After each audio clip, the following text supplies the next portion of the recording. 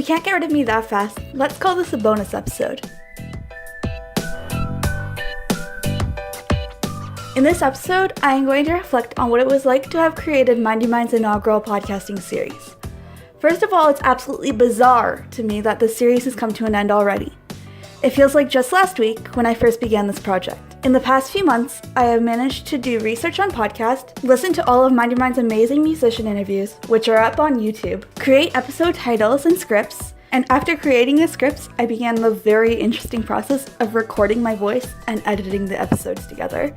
I would also like to thank the amazing artists that we have featured in these episodes, whether they have their own dedicated episode or they weigh in on collaborative questions. Without every single one of them agreeing to interview with us over the past years, our podcast would never have been the same.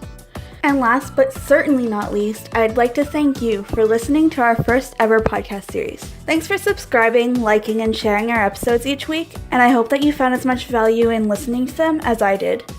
When I first began this project, I was one of the starstruck people who would have never thought that these bands and artists experience the same struggles with mental health that so many of us do. And to hear some of their stories and strategies, it made me feel like I could relate to these artists on a personal level, even if I don't necessarily listen to their music, which is a very unique thing to be a part of. And with those thank yous and some reflection, I'll wrap up this podcast series. Please like and follow us on social media, the links are on our channel page, and stay tuned for future projects that we'll be taking on.